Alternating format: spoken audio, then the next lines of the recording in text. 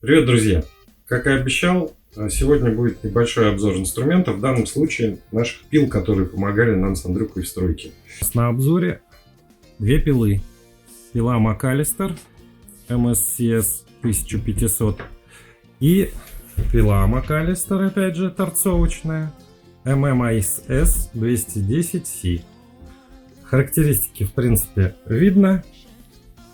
Подробности я вам сейчас расскажу. Кому интересно, вот этикеточка.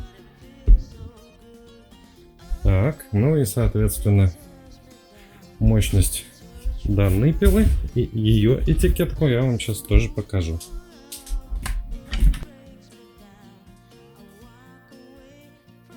Мощностью соответственно 1450 Вт и 1500 Вт.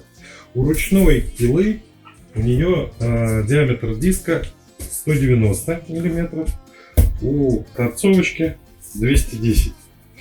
Почему две пилы и как мы вообще ими пользовались? Изначально у нас была только циркулярка, она по сути дела построила весь наш каркас. Значит, каркас распиливались доски 150 на 50 и 100 на 50, плюс распиливалась дюймовка, диск родной.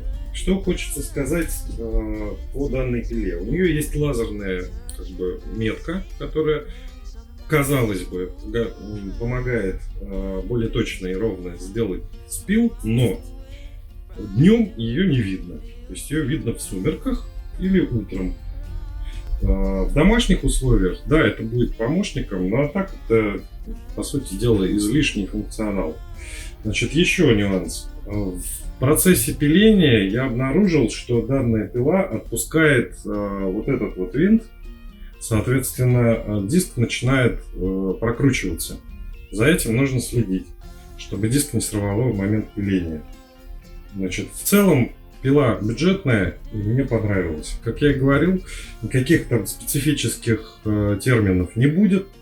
Модельку я вам крупным планом покажу. В общем-то, хороший помощник, и если у вас ограничен бюджет, вам в самый раз подойдет, потому что пила недорогая, но все свои функции выполняет исправно. Значит, зачем появилась у нас торцовочная пила? Торцовка, как известно, это пила, позволяющая пилить под углом, делать ровные спилы под углом, чтобы впоследствии доски свести между собой. В первую очередь она нам, конечно же, помогла сделать наши окошки. Мощность данной пилы поменьше, но у нее и пропил не такой глубокий. То есть это для материалов типа брусков небольших, вагонки, возможно ламината, хотя я не пилил, но когда-нибудь проверим. В целом работа мне понравилась, хотелось бы все-таки порекомендовать брать пилу с протяжкой. Изначально на сайте Касторамы было написано, что она с протяжкой. Однако оказалось, что нет. Просто пила, которая ходит вверх-вниз.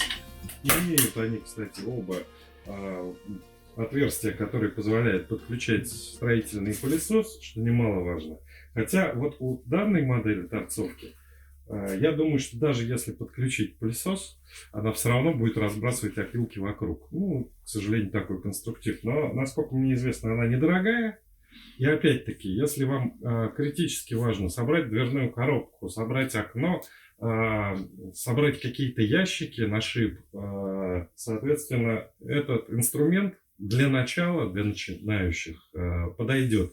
У нее нет такой точности, как более дорогого оборудования, но и той, что есть, вполне хватает для удовлетворительного результата. А кроме того, ее можно модернизировать подручными средствами. Правильно.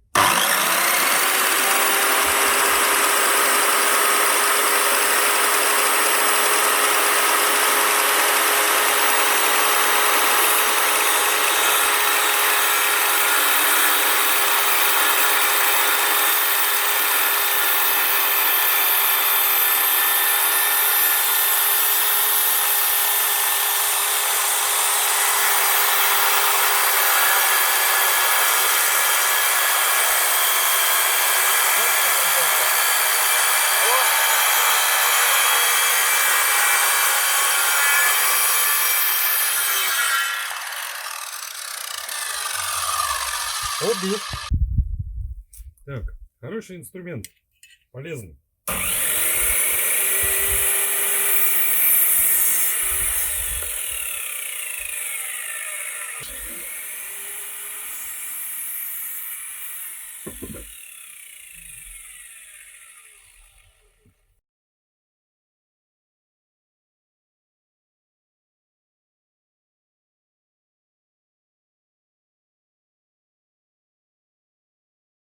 Ну вот, друзья, значит, сегодня я вам рассказал про те пилы, которые мы использовали в нашем строительстве.